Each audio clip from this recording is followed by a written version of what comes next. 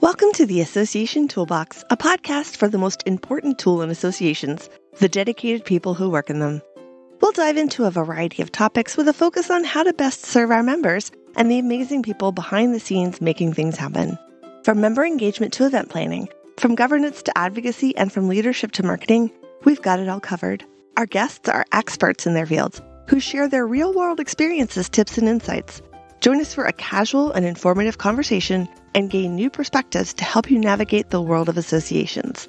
Whether you're a seasoned pro or just getting started, the Association Toolbox is here to help you make your association the best it can be.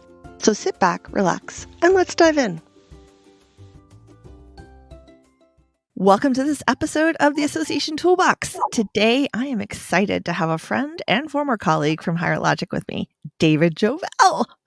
David is the director of sales at Higher Logic, but he's held many jobs in his 5+ years there, and we work together a lot. And he is just an all-around awesome guy who I am thrilled to get to talk with anytime, but especially today on the podcast. So welcome, David. Hey, Beth. Thanks so much for having me. Really excited to be here. And I think that 5 years is a little misleading because if anyone out there knows who I am, I've actually been doing marketing automation for an additional 12 years. Oh, yes. David was a longtime marketing automation person. That 5.5 years is just with Higher Logic. So many years of experience and just a great person to talk to in general about marketing automation. I always enjoy conversations with you.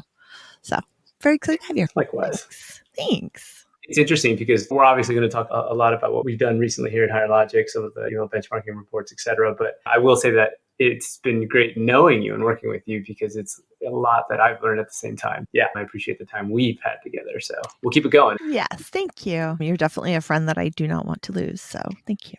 We're going to talk a little bit about the email benchmarking report that Higher Logic put out. So first of all, maybe tell us a little bit about the report, because we're going to get into the details of how it was made rather than just the glossed over version of what's in it. But I think people are going to want to know what's in it before we do that. So what's in it?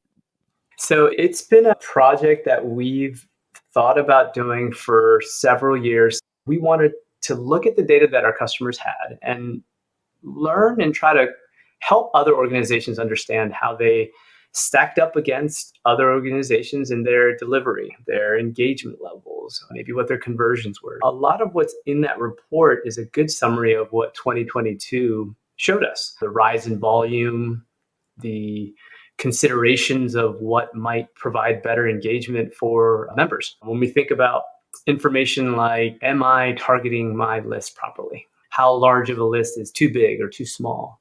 Is my subject line ideal the way I have it set up? And then it evolves also into, hey, what should I do to figure out if I could do this better? What steps should I take? So a lot of what's in the email benchmark report included that information. And I really love that I had an opportunity to work with a lot of different individuals to make sure we were providing the insight that organizations were looking for. I was there for a lot of the talk about it too, and was really excited to see it finally come to fruition now. One of the biggest questions any of us get in marketing automation is, what benchmark should I be going for? What are other people in my industry doing? And my answer is always, you should be benchmarking against yourself. First and foremost, you don't go into the gym, pick the biggest guy and say, oh, okay, I should benchmark against him because he can deadlift 450 pounds. So that's what I need to be doing. You work at it. You work at what your weight was last time and you try and improve on it. But that said, knowing what others are doing and having an idea of how you stack up, that's important. Instead of being a benchmark report, it's almost more like just a comparison report. Yeah. Can you call it a stack up report? How do I stack up next to everybody else? Let's call it a stack up report. Yeah, I mean, and that's just it. While it's called the benchmark, it's more so here's the statistics that we have gathered and just the data set that you can understand everything that Higher Logic and all the organizations are producing on our end. And then to your point, about trying to compare yourself, your organization, what has been successful for you up against what all these other organizations are doing. It's tough to do because it's just different enough. As long as I've been working with associations, you hear that our association's different. And it's very true when it comes to email. right? If you've Whether it's seen one association, you've seen one association. yeah, exactly, right? And it's one of those things where email's been around for a very long time, and there are a lot of people that have mastered it almost, yourself being one of them. I know you've had some recent guests on the podcast that also just have a lot of experience. And it's how can we show you the data and be able to say, okay, you have taken recommendations from individuals like that, right? Influencers that are out there in the association space. Now, how do your numbers stack up to what we have? Have you improved? And to your point, you got to start with the baseline. And that's one of the recommendations we make as well. Hey, look at your data. Make sure you understand your data. If your data says that 90% of the people that are engaging with your content, opening your emails, are doing it on a computer versus a mobile device, you might want to be designing a little bit different. You might want to consider how you compose the content that you have. And we, of course, make recommendations on how to consider it. And there's vast amount of information out there. I'm sure you could do a podcast on it, how you would design differently for one audience versus the other. If I'm dealing with securities and like different levels of government agencies that are extremely strict, you're designing very different than someone who has a predominant member base of Google and free email solutions out there. So just something to consider that we talk about a little bit in the email benchmark report. One other thing that I wanted to mention during this conversation and as we continue into our super forum, of course, is we want to hear from associations. This is how we wanted to interpret our data and provide you with areas that you would want to evaluate for yourself. But you're the associations out there. You're the ones that are doing this every day. And so we want to know if there's areas that you want us to help you understand and measure and say, I know what my number is here at my association. I'd love to know what other associations are doing. And let's come up with that formula that makes the most amount of sense. Let's allow our email benchmark report to evolve. We're going to be one of the only ones that have this amount of data and these amount of associations that can provide this type of insight. And that's going to be the future of this. As we talk about this a little bit more, is how it evolves. And we want to get associations involved so they can help us make it ideal for them. And of course, for other associations that are embarking on some of these changes in their strategy, their technologies, email marketing, whatever it might be. Yeah, and I will definitely make sure to put in the show notes how they can get in touch with you guys to give you more information if they don't know. Some people, they're like, I'm not really sure who to talk to or how to give anybody feedback. So I'll make sure we have that in the show notes. So you can check the show notes for that. Also, you can check the show notes for a link to the email benchmarking report if you have not seen it yet. So you were talking about the data. I'm a giant nerd. I'd love to get a little bit more into the data and what you decided to look at, what you found, maybe some of the limitations that Yeah. you found when you started to look at it, because I know data has its limitations everywhere, Yeah. and how you worked with it to come out with what you reported. Yeah, I think that's a great place to start. So I'd love to think that this was everyone that was involved's idea, and it's not, right? There's a lot of benchmark reports that are out there, and a lot of them include more corporate driven data, whereas for us, like it's association focused, different type of engagement that would be involved there. And we had individuals that were familiar with what Informs had been doing. And we said, okay, let's look at some of the areas that some of those previous benchmarking reports that we had produced. It's been 5, 6 years now. It's obviously time for us to get updated. Change. Yeah, so things have changed just a little since then. Exactly. And we decided what information had we included in the past that had gotten the most amount of feedback. And let's package that up. And then let's provide this benchmark report to just get everybody back into the flow of understanding how they should measure, what recommendations and changes they should be making to their organization, right? How to test. And then again, feeding into the evolution of this report, we said, okay, what would be the ideal amount of data to be able to consume? Should we make sure that most associations, by the time we produce this next version of it, they're definitely going to be measuring that? So when you think about opens, when you think about clicks, that's definitely going to be there. We added another level that said, okay, let's look at size of groups, size of lists that you might have, how you might be segmenting or targeting, as well as thinking about time of day and day of week. A lot of organizations that I work with are still doing the constant send of the same time and the same day of the week because they know they've usually yielded the highest amount of engagement. They also know their members are looking for the data on that day, right?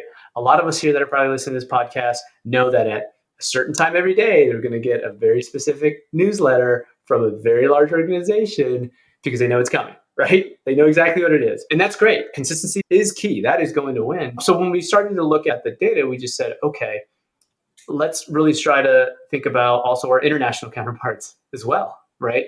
Think about, certainly we're looking at our Greenwich Mean Time, which is GMT, right? But then let's calculate it to make sure we're thinking about that international consideration. So we dive into a little bit of that. And then, of course, we start to break it down by, is it true that Canada might open and click data or the emails more often than their US counterparts? And we found that to be true, right? So, again, just areas that we wanted to have a very high level benchmark, have everybody say, hey, can you start measuring here? And then that will now allow us to really start looking at more of the data, more of those trends, more of those patterns, and be able to provide future insights. So that's really where this is going to evolve to. We're looking at industry, for example. We're looking at things like subject. All of those different components now is going to be that next layer and level. That's a lot. I think my head's tired now. And I like data. With all that data, were there any really important trends or really interesting trends that you found? Things that maybe surprised you? It's the Sunday send. It blew my mind. People talk about it. I'm like, oh, we should just try it and see what happens. People were actually doing it. And so when we started looking at that data, it's just, oh, wow, okay, so this actually does work. And when you start reading as to what's causing that, you start to learn you're in a grocery line on Sunday getting ready for the week. What are you doing? Right. And considering the way the industries and markets are right now, we're doing more with less. Beth, have you ever worn more than one hat at an organization? Probably. I don't know Right? how to wear just one hat. That is a foreign concept to me. Right. And so you're always trying to find that time where you might be able to get ahead or get caught up or a deadline that you got to meet. And a lot of that's going to be communicating over email. And you're probably sending an update to David to say, hey, don't forget you have this podcast tomorrow. And boop, you get that little notification that says, hey, your weekly newsletter, get ready for whatever association you're a part of. You're a member, right? And you click on it really quick, look at the highlights, and identify what it is you want to catch up on when you finally get a chance to settle down for that. So that's really what's happening. And so the data was actually supportive of that. And we saw that, we noticed that. It's going to be tough for a lot of organizations, associations to say, should we try the Sunday? But I think that was one that really stuck out for me. And I will tell you, one of the clients that I'm working with right now is using a different platform.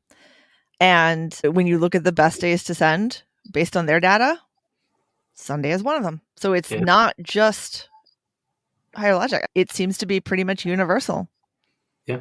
Yeah. And it's, again, thinking about the email benchmark report, the webinar that we did, what we'll be talking about in Superforum, it's how do you invite those individuals that might not allow or you're hitting a roadblock there to be able to say, I should try this. We should A/B test this, right? Let's just give it a whirl to see.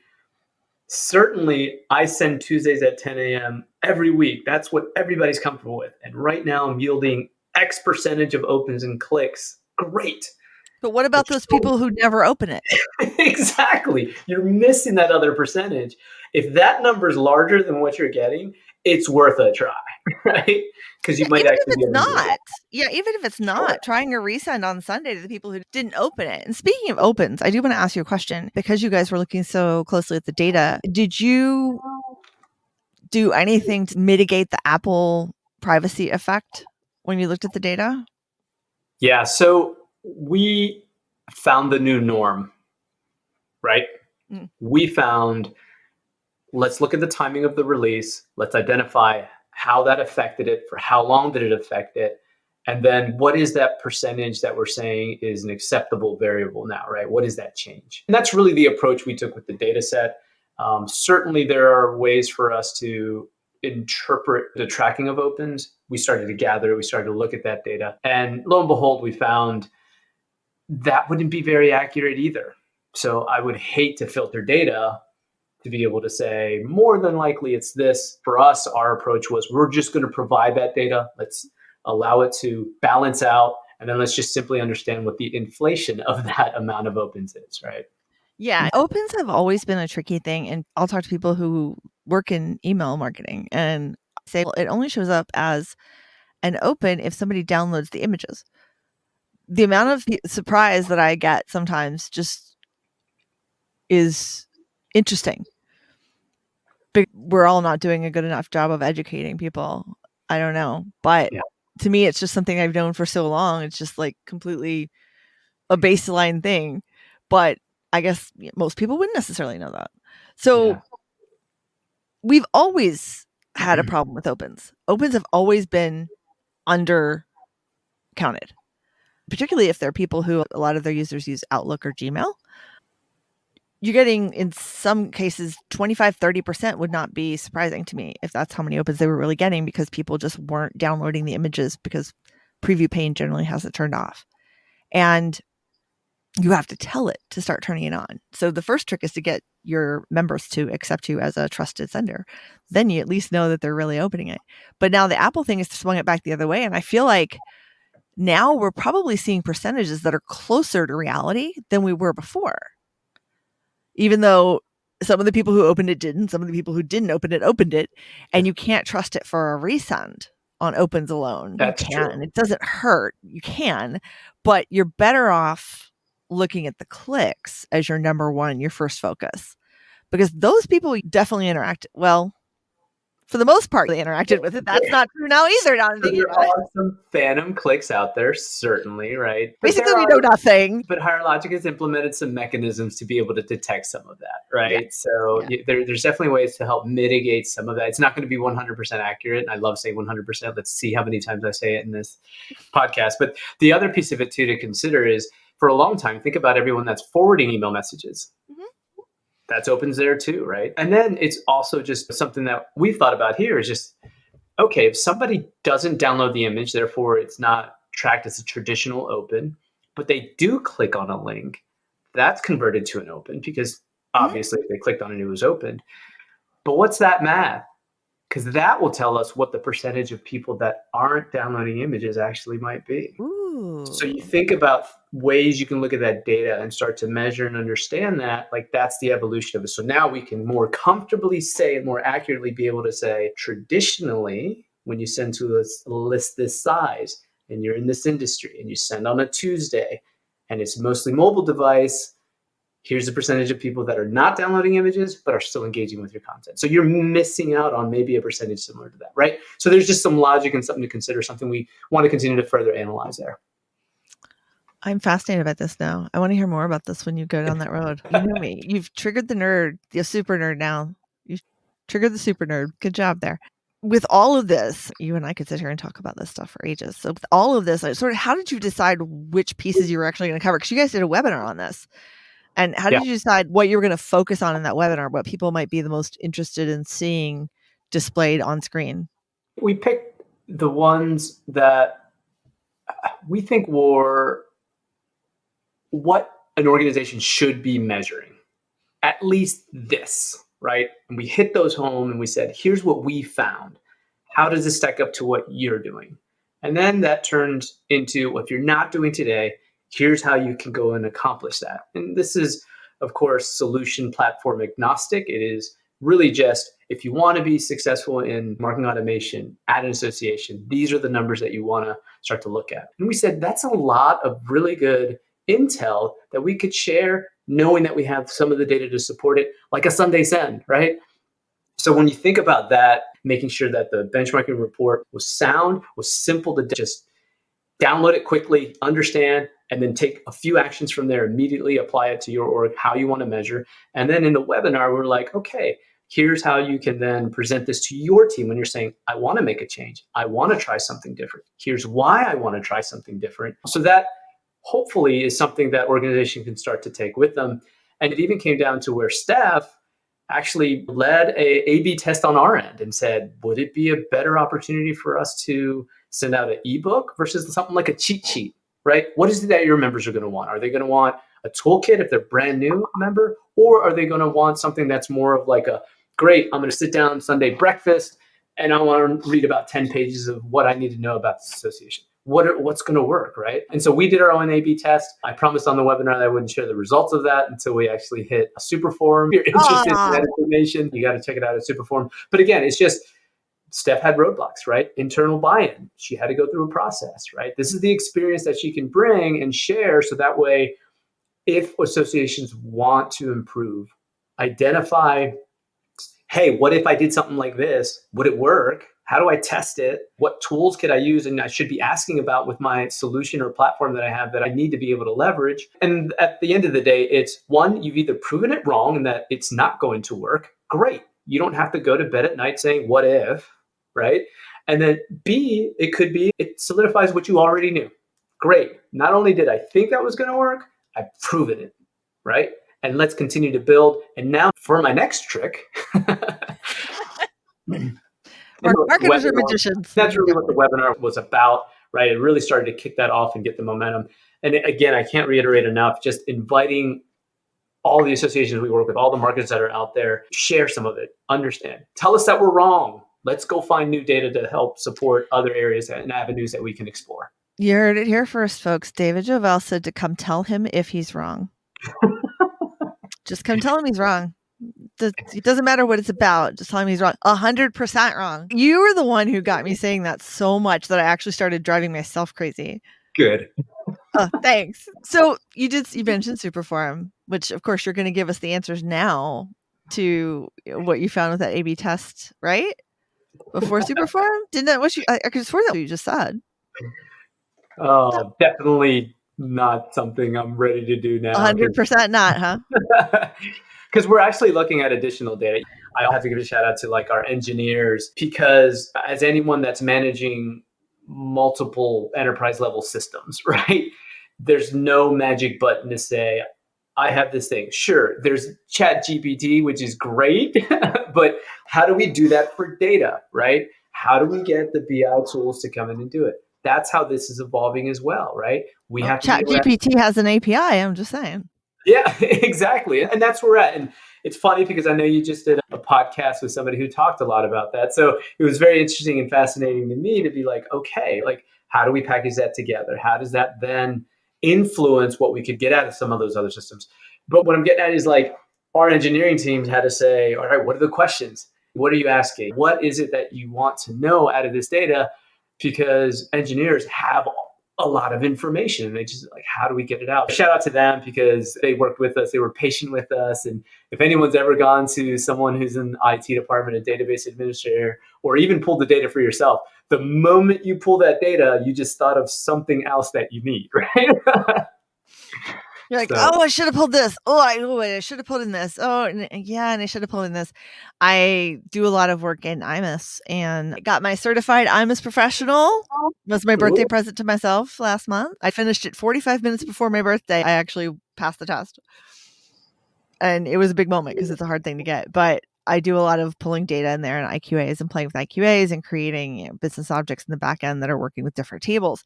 And it's so frustrating because you create the business object and then you go out to your IQA and you're like, I need to pull in this table.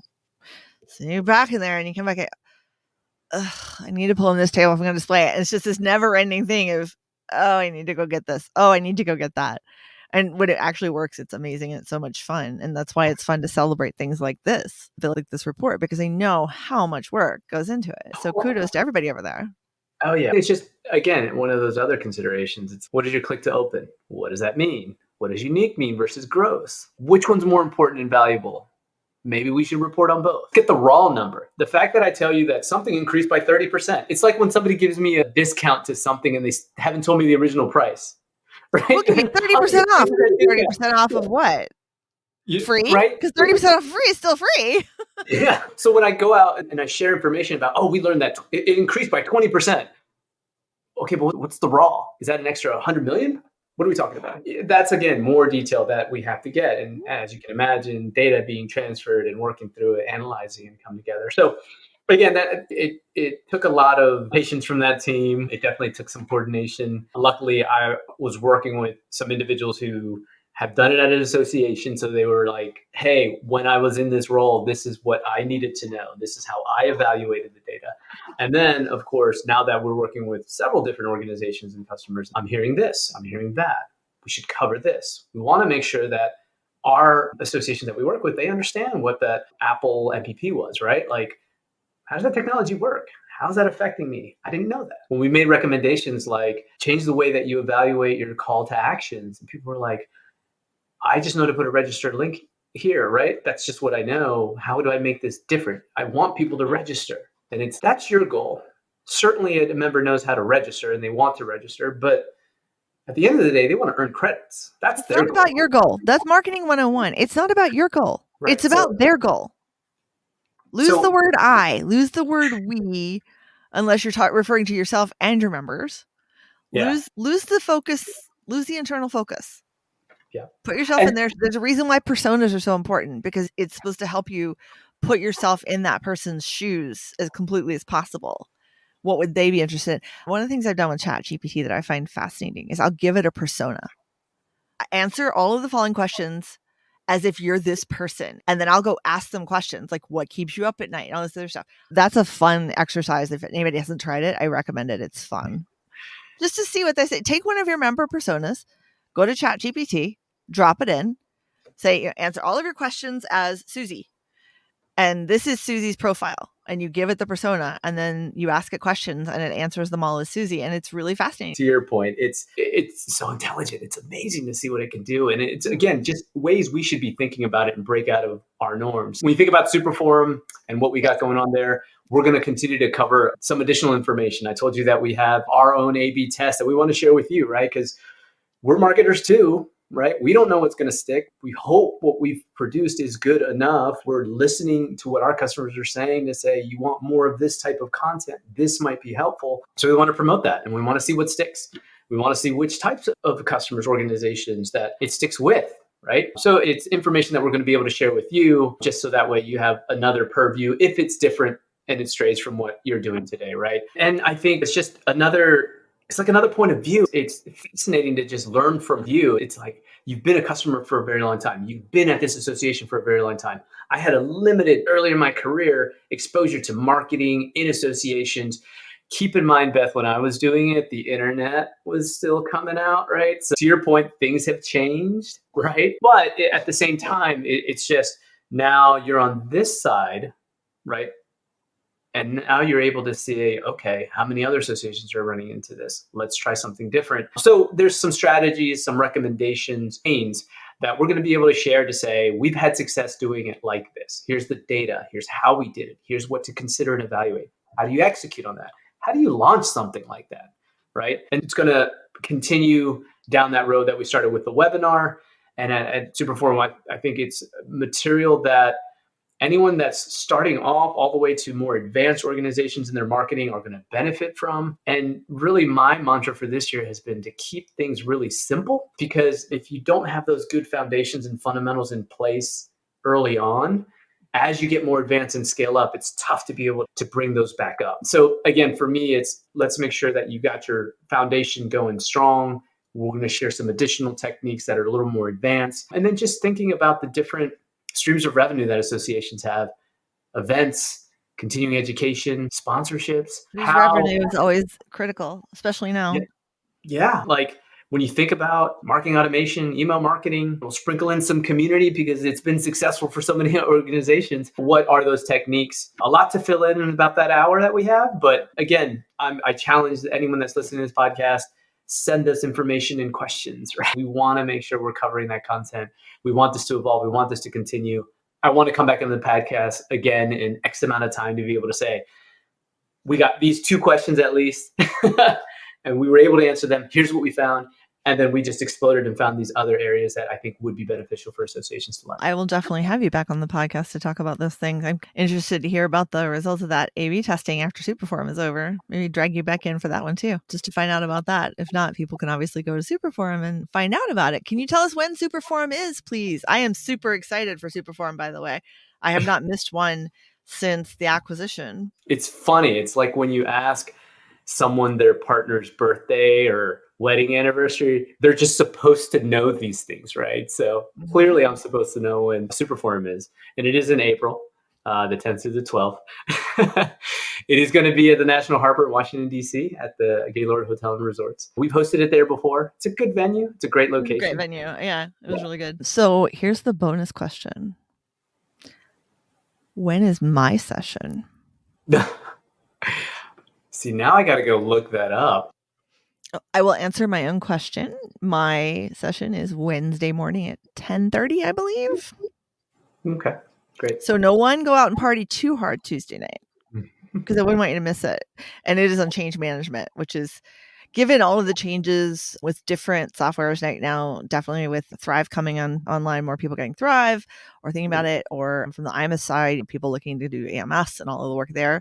Change management associations is more critical than ever right now. It's all about change management and how to affect change, particularly when you're not the leader of the organization itself and you're trying to do it from inside, which is the harder part to do because you've Yeah. got to get people to work with you that don't report to you.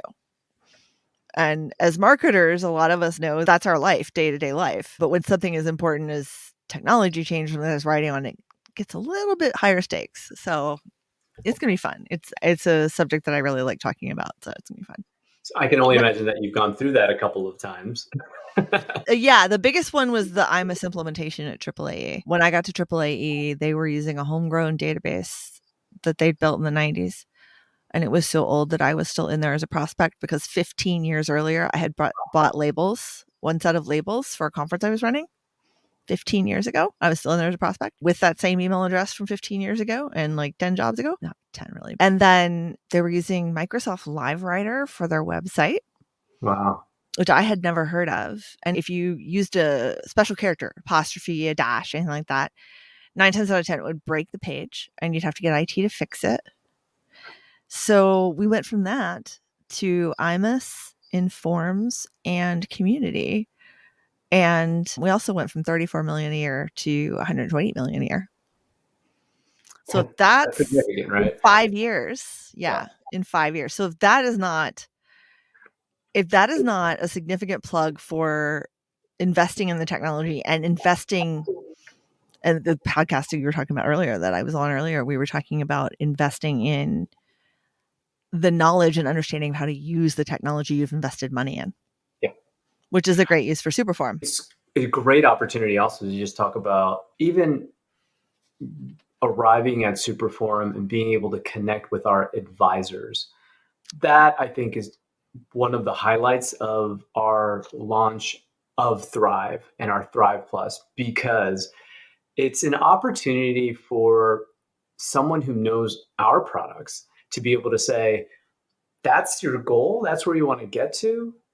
The analogy I always give is you could absolutely walk across the country to a destination, but you would much rather fly. You'll get there faster and be able to maximize the opportunity when you arrive there versus all the time you spent there. Certainly, it's an adventure. You're going to learn a lot, Mm-hmm. but darn it, you're going to save a lot more time and ultimately money if you were to fly, right? So with the advisors, it's very much the same way. It's like you have this technology, you have all of these different features, functionality, but when are you supposed to use it? When do I kick it off? How is it something that I can use at the right time? So again, it's an opportunity at Superforum, connecting with the advisors. Here's a goal that I have. How does this work? That's also an area that I'm really excited about as well. And again, those are the individuals that are feeding into a lot of the content that we'll be producing as we go further with this email benchmark report, as we continue on with the webinars and some of the strategies that we're releasing. It's a lot of those advisors who are working with customers to say, this is how it's always worked up until 2022, 2023, and now we had to make a change. Did it work? How is it working? How have they adopted AI, ChatGPT? Is it working? Yes, here's how we leverage it. And you have these technologies like your website, like your email marketing tool, like your community tool. This is how other organizations are making AI and some of those other technologies prominent throughout their association. And this is how members are taking advantage of it, right? So that is going to be a good opportunity for those associations who may not have more than one or two people that are working in marketing, working, overseeing the community side of things, right? Those areas. How do you get exposure to that? That's where Superforum is going to be great. Definitely. Tell people the dates one more time. April 10th through the 12th, National Harbor. Hope to see you all there. I will definitely see you there, and I'm looking forward to seeing you in person again, my friend. Can't wait. And Excellent. thank you so much for joining me. You could watching and listening in podcast land, you wouldn't know this, but David was kind enough to join me at about 8 o'clock at night to record this so that we could get it out. So thank you so much for joining me and for making our schedules finally fit out, even if it was at 8 p.m. So I really appreciate it. And always good to talk to you, my friend. Absolutely. Likewise. It's always a pleasure. And talking late in the evening with you is great. I appreciate it. So thank you so much for having me on. I was excited. I look forward to seeing everyone at Superforum. Yeah. And thanks everybody for listening. Really appreciate you as always. Check the show notes for links to some of the things we were talking about and to Superform. And as always, thanks for being with us. Have a great day.